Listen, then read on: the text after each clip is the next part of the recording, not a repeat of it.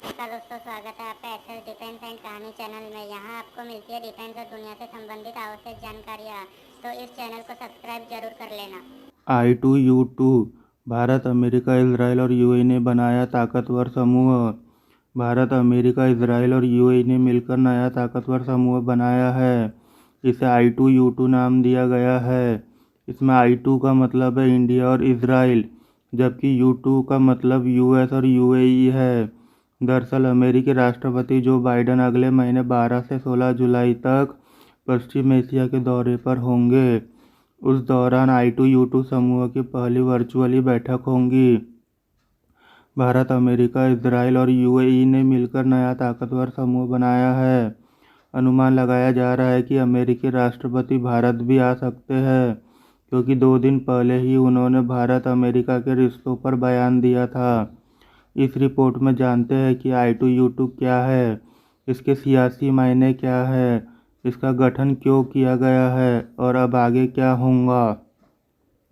I2U2 में क्या होगा? अमेरिकी अधिकारी ने बताया, हमारे कुछ साझेदार मध्य पूर्व से परे भी है। इस साझेदारी को हम आगे बढ़ाएंगे। राष्ट्रपति बाइडेन I2U2 देशों के प्रमुखों के साथ वर्चुअल सम्मेलन में हिस्सा लेंगे। इस दौरान खाद्य सुरक्षा, संकट और सहयोग के अन्य क्षेत्रों पर बात करेंगे। इस दौरान राष्ट्रपति बाइडेन, इजराइल के पीएम नेफ्ताली बेनेट, भारत के प्रधानमंत्री नरेंद्र मोदी और यूएई के राष्ट्रपति मोहम्मद बिन जायद बातचीत करेंगे। बाइडेन 13 जुलाई को इजराइल के से अपने दौरे की शुरुआत करेंगे और फिलिस्तीनी अधिकारियों से बातचीत के लिए वेस्ट बैंक भी जाएंगे। इसके बाद राष्ट्रपति बाइडेन सऊदी किंग सलमान के न्योते पर जेद्दा पहुंचेंगे और गल्फ कॉरपोरेशन काउंसिल के सम्मेलन में शामिल होंगे।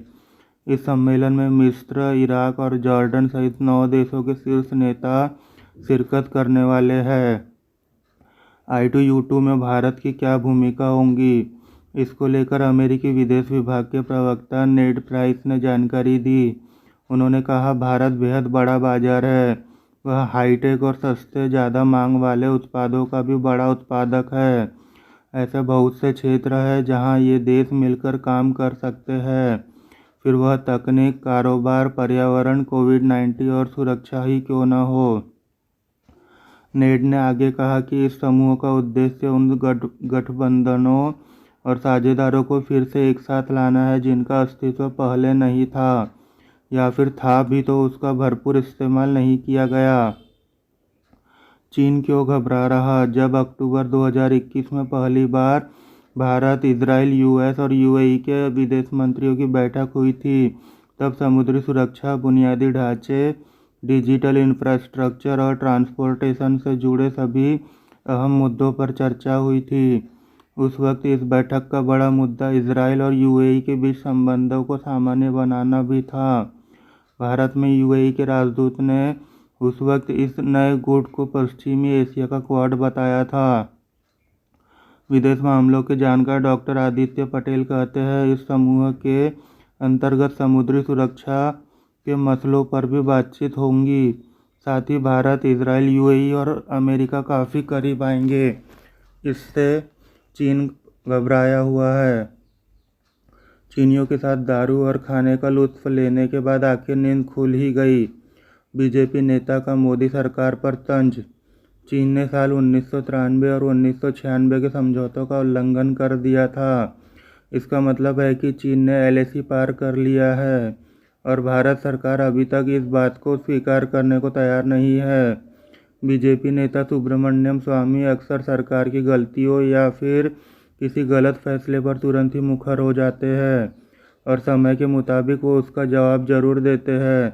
चीन ने साल 1993 और 1996 के समझौतों का उल्लंघन कर दिया था। इसका मतलब है कि चीन ने एलएसी पार कर लिया है और भारत सरकार अभी तक इस बात को स्वीकार करने को तैयार नहीं है। स्वामी ने ट्विटर पर बीजेपी सरकार पर हमला बोलते हुए लिखा है कि चीनियों के साथ दारू और डिनर कर लेने के बाद आखिर अब नींद खुल ही गई। दरअसल विदेश मंत्री एस जयशंकर ने शनिवार को कहा था कि भारत चीन द्वारा परिस्थिति या वास्तविक नियंत्रण रेखा को बदलने के किसी भी एक तरफा प्रयास की अनुमति नहीं देंगे। पूर्वी लद्दाख सीमा विवाद पर बातचीत करते हुए जयशंकर ने कहा कि चीन ने 1993 और 1996 के समझौतों का उल्लंघन करते हुए सीमा पर बड़ी तादाद में सैन्य तैनाती की। उन्होंने कहा कि उसका प्रयास स्पष्ट रूप से एलएसी को एक तरफा रूप से बदलने का था। शनिवार को विदेश मंत्री एस जयशंकर ने एक न्यूज़ चैनल से बातचीत करते हुए बताया था कि भले ही हम उस समय कोविड-19 के दौर से गुजर रहे थे, लेकिन एक व्यापक संगठनात्मक व नियोजित प्रयास के माध्यम से हम वास्तव में एलएसी पर उनका मुकाबला करने में सक्षम थे, जिसके बारे में मुझे लगता है कि कभी-कभी लोगों द्वारा, विश्लेषकों द्वारा, यहाँ तक कि इस देश में हमारी राजनीति में भी पर्याप्त रूप से इसे मान्यता नहीं दी गई। विदेश मंत्री ने कहा, जो हुआ वह इसी का परिणाम था, क्योंकि उन्होंने अग्रिम इलाकों में तैनाती की थी जो नई थी और हमने उनके मुकाबले में तैनाती की थी। हमने भी अग्रिम इलाकों में तैनाती की। यह बेहद खतरनाक था क्योंकि वे बहुत निकट थे। नियमों का पालन नहीं किया गया और फिर 2 साल पहले गलवान में ठीक वही हुआ जिसकी हमें आशंका थी। स्थिति हिंसक हो गई और लोग हताहत हुए। आपको यह जानकारी अच्छी लगी हो तो इस चैनल को सब्सक्राइब करना ना भूलें ताकि इस तरह की इंटरेस्टिंग न्यूज़ पहुंचती रहे आप तक सबसे पहले। Thank you for watching this video.